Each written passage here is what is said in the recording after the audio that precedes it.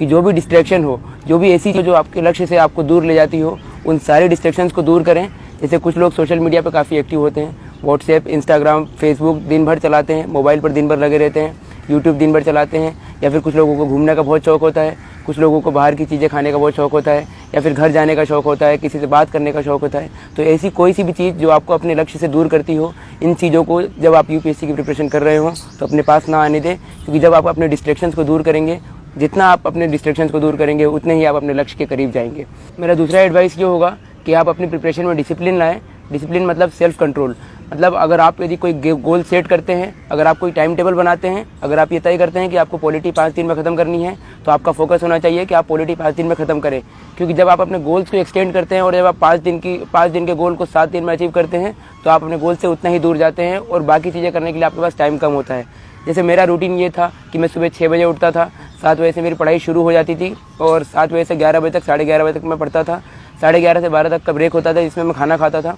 फिर 12 बजे से 5 बजे तक मैं पढ़ता था। उसमें बीच में अगर मुझे नींद आती थी तो पावर नैप लेता था, या फिर कभी कभी ज़्यादा भी सोता था, लेकिन थोड़ा सा गैप होता था, वो आधे या 1 घंटे का। फिर 5 बजे से मैं 9 बजे तक पढ़ता था, फिर 9 से 10 खाना खाना और थोड़ा बहुत एंटरटेनमेंट, और फिर 10 बजे से 1 बजे तक मेरी पढ़ाई होती थी। तो अगर आपने कोई रूटीन सेट किया तो उस रूटीन को रिलीजियसली फॉलो करें। और थोड़ी बहुत फ्लेक्सिबिलिटी अलाउड है, लेकिन इतनी फ्लेक्सिबिलिटी नहीं कि आप अपने गोल को ख़त्म करने के लिए 5 दिन के अलावा 10 दिन ले रहे हैं, या फिर 5 दिन के काम को 15 दिन में ख़त्म कर रहे हैं। ऐसे बहुत सारे मोमेंट्स आएंगे आपके प्रिपरेशन में जब आप अपने आप को पूरा टाइम नहीं दे पाओगे, अपनी पढ़ाई को टाइम नहीं दे पाओगे। कभी लाइट चली जाएगी, कभी दोस्त घर पे आ जाएंगे, कभी घर से फ़ोन आ जाएगा, या फिर कभी बाहर घूमने जाने का मन करेगा, कभी कुछ खाने जाने का मन करेगा। तो ऐसे बहुत सारे लो मोमेंट्स भी आएंगे जब आपको लगेगा कि ये एग्ज़ाम बहुत टफ है, मैं इस एग्ज़ाम को क्लियर नहीं कर सकता, ये बहुत, इसमें 5 से 10 लाख लोग एस्पायर कर रहे हैं एग्ज़ाम देने के लिए, तो इस पर मेरा क्या होगा। लेकिन जब ऐसे फीलिंग आए, जब ऐसी चीज़ें आपके मन में आए, तो सबसे पहले अपने आप से क्वेश्चन करो कि मैं ये एग्ज़ाम क्यों दे रहा हूँ। मोटिवेशन कहाँ से आता है। मुझसे बहुत लोग ये पूछते हैं कि आपका मोटिवेशन कहाँ से आता है, इतना 1 साल में एग्ज़ाम कैसे क्लियर हो गई। तो मैं बोलता हूँ कि मोटिवेशन आपके अंदर से आना चाहिए, और मोटिवेशन अंदर से तब आएगा जब यूपीएससी में अपीयर होने का फैसला आपका खुद का होगा। आप जब भी कोई अपनी प्रिपरेशन के दौरान ऐसा फेज़ आए और जब भी आपको लगे कि नहीं मैं नहीं कर सकता, तो अपने आप से सवाल कीजिए कि आपने ये प्रिपरेशन शुरू क्यों की है। ये फैसला आपका था या आप पे थोपा गया था। और मुझे लगता है कि ज़िंदगी हर व्यक्ति को कोई एक ना एक मौका ज़रूर देती है जिसमें वो अपने आप को साबित कर सके। तो यदि ये फैसला आपके ऊपर थोपा गया था, तब भी आपके पास एक मौका है जिसमें आप अपने आप को साबित कर सकते हैं और समाज के ऐसे तबके में जाकर बैठ सकते हैं जहाँ से आप पूरे समाज को सेवा कर पाएंगे और समाज में एक अलग स्थान अपना बना पाएंगे। तो ज़िंदगी ने अगर आपको ये मौका दिया है, अगर आप प्रिपरेशन करने के लिए यहाँ आए हैं दिल्ली, या फिर आप घर से प्रिपरेशन कर रहे हैं, तो आपके पास ये बहुत शानदार मौका है जिसमें आप अपनी कैपेबिलिटीज़ को और अपने पोटेंशियल को और निखार पाएंगे, और इस एग्ज़ाम को क्लियर करके दुनिया को ये बता पाएंगे कि आपका एक्चुअल पोटेंशियल क्या है। दुनिया में ऐसी कोई चीज़ बनी ही नहीं जिसे हासिल नहीं किया जा सकता। एक बहुत ही प्रूवन फैक्ट है कि 21 दिन में लोग अपनी आदत बदल सकते हैं। तो अगर 21 दिन में आदत बदल सकते हैं, तो मैं मानता हूं कि 1 साल में तकदीर अवश्य बदली जा सकती है। तो अगर आपको अपनी तकदीर बदलनी है तो कंटिन्यूअस रिगरस मेहनत करें और मेहनत का फल अवश्य मिलेगा।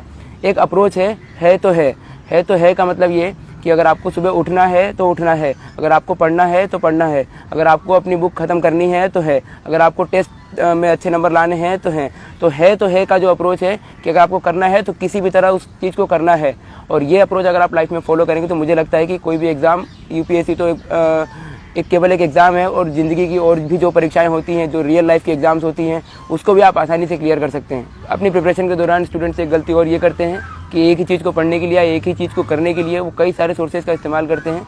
जैसे अगर पॉलिटी पढ़ना है तो वो पॉलिटी की एक बुक की जगह 3 या 4 बुक्स पढ़ेंगे, अगर इकोनॉमी पढ़नी है तो एक बुक की जगह 3 या 4 बुक्स पढ़ेंगे, अगर उनको टेस्ट सीरीज़ देना है तो एक कोचिंग की जगह 3 या 4 कोचिंग्स के टेस्ट देंगे। तो इससे मुझे लगता है कि ये अटर टाइम ऑफ वेस्ट है। तो अगर आपको अपना टाइम सेव करना है तो it's better that read 1 book multiple times rather than reading 10 books 1 time. तो इसका मतलब यही है कि अपना टाइम सेव करें, और जितना एफिशिएंटली आप अपनी बुक को रिवाइज कर सकते हैं और जितनी कम बुक सोर्सेज के साथ, जितने कम कंटेंट के साथ आप बेटर यूटिलाइजेशन कर सकते हैं, तो वो करने की कोशिश करें। अगर आप एक ही बुक से आपके अंदर ये कॉन्फिडेंस आता है कि हाँ ये टॉपिक मैंने अच्छे से कवर कर लिया है और इस टॉपिक पे मैं कुछ भी लिख सकता हूँ, या इस टॉपिक का कोई भी क्वेश्चन मैं आंसर कर सकता हूँ, तो दूसरी कोई बुक पढ़ने की आवश्यकता नहीं है।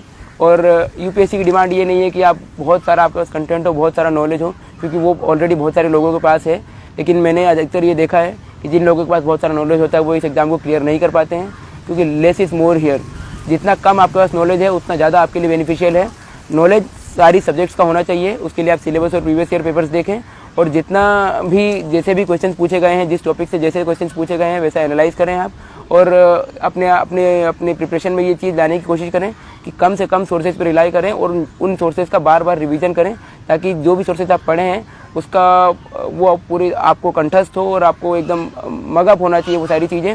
और अगर आप पेपर भी पढ़ रहे हैं तो कम से कम पेपर्स पढ़ने की कोशिश करें और ज़्यादा से ज़्यादा अपने माइंड को डेवलप करने की कोशिश करें, क्योंकि कंटेंट आपके पास जितना है उतने में ही आपको डिलीवर करना है। और जब आप एग्ज़ाम लिख रहे होंगे, प्रीलिम्स तो ऑब्जेक्टिव होता है लेकिन मेंस सब्जेक्टिव होता है, तो जब भी आप लिख रहे होंगे पेपर तो आपके पास अगर आपने बहुत सारे सोर्सेज से पढ़ाई की है तो एट दैट टाइम आपको इतनी सारे सोर्सेज से अगर पढ़ा है तो दिमाग में बहुत कम चीज़ें आती हैं और लिखने में भी बहुत सारा कन्फ्यूजन होगा। और अगर एक ही सोर्स से बार बार पढ़ा है तो लिखने में बहुत आसानी होगी और आसानी से आप कोई भी क्वेश्चन का आंसर लिख पाएंगे। तो मेरा एडवाइस होगा कि कम सोर्सेज पर रिलाई करें और उन सोर्सेज का बार बार रिवीजन करें। एक सबसे बड़ी चीज़ होती है जब भी आप किसी चीज़ की प्रिपरेशन कर रहे हो या किसी चीज़ की तैयारी कर रहे हो, तो सबसे बड़ी चीज़ होती है कि कॉन्फिडेंस। आपके अंदर ये कॉन्फिडेंस होना चाहिए कि हाँ मैं ये चीज़ कर सकता हूँ। और कॉन्फिडेंस तभी आएगा जब आप पूरी तरह से उस चीज़ के लिए तैयार हैं। यदि आप यूपीएससी प्रीलिम्स का एग्ज़ाम देने जा रहे हो या मेंस का एग्ज़ाम देने जा रहे हो तो आपके अंदर ये कॉन्फिडेंस आना चाहिए कि हाँ मैंने तैयारी पूरी की हुई है। तो इसका सबसे बड़ा तरीका ये है कि आप अपने माइंड को फूल करें, आप अपने माइंड को बेवकूफ़ बनाएं कि हाँ मैंने तैयारी की हुई है। हो सकता है कि आपने इकोनॉमी थोड़ा आपका वीक रह गया हो सकता है आपका हिस्ट्री थोड़ा वीक रह गया हो, लेकिन अपने माइंड को ऐसे ट्रेन करें कि नहीं मैंने हिस्ट्री पूरा पढ़ा हुआ है और मैंने जितना पढ़ा है उतने में से मैं सारे क्वेश्चंस का आंसर कर पाऊंगा। तो अपने माइंड में ऐसा कॉन्फिडेंस डेवलप करें कि नहीं कैसा भी क्वेश्चन आएगा I will be able to handle that question. तो जब ये कॉन्फिडेंस आपके अंदर आएगा तो कैसा भी पेपर हो, तो अगर आप तुक्के भी मारेंगे तो आपके तुक्के भी सही जाएंगे, क्योंकि आपके अंदर कॉन्फिडेंस होगा और जितना कम नॉलेज होगा उस कम नॉलेज पे भी आप अपने आप को ज़्यादा डिलीवर कर पाएंगे। एक बहुत ही फेमस लाइन है जो मैंने सुनी थी कहीं कि मंजिल तो मिल ही जाएगी भटकते ही सही, गुमराह तो वो हैं जो घर से निकले ही नहीं। तो अगर आप घर से निकल गए हैं तो मंजिल ज़रूर मिलेगी आपको। ये ज़रूर है कि टाइम ज़्यादा लग सकता है या फिर ये भी हो सकता है कि कभी मंजिल पे पहुंचने के रास्ते में आपका रास्ता बदल जाए, क्योंकि हो सकता है कि कई बार 5 या 6 अटेम्प्ट देने के बाद भी एग्ज़ाम नहीं होता है क्लियर। लेकिन इसका मतलब ये नहीं है कि आपकी ज़िंदगी ख़त्म हो गई। ज़िंदगी यहाँ से शुरू होती है और ज़िंदगी का नया ट्रैक वहाँ से शुरू होता है। इन 4-5 सालों में जो भी आपकी प्रिपरेशन का फेज़ है उसमें कई सारी चीज़ें नई सीखने को मिलती है। तो अगर आप मेरा एडवाइस ये होगा कि अगर आप घर से निकल चुके हो प्रिपरेशन के लिए, अगर आपने प्रिपरेशन शुरू कर दी है तो पूरी डेडिकेशन के साथ, पूरी डिटर्मिनेशन के साथ एग्ज़ाम दो। 10 लाख से ज़्यादा लोग इस एग्ज़ाम का फॉर्म भरते हैं और 5-6 लाख से ज़्यादा लोग इस एग्ज़ाम को देते हैं। इसका मतलब ये नहीं है कि सारे लोगों का एग्ज़ाम क्लियर होगा, लेकिन एग्ज़ाम अगर क्लियर नहीं भी होता है तो भी कोई टेंशन की बात नहीं है। टेंशन की बात तब है जब आपने उस एग्ज़ाम के लिए पूरा हार्डवर्क नहीं दिया है।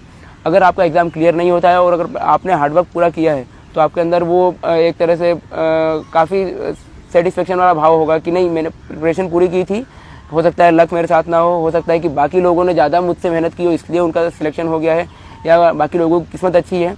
लेकिन आपको एटलीस्ट अपनी लाइफ में कभी रिग्रेट नहीं होगा कि नहीं मैंने मेहनत नहीं की, या फिर मैंने अगर थोड़ा ज़्यादा टाइम दे दिया होता, थोड़ी मस्ती कम की होती तो मेरा सिलेक्शन हो जाता।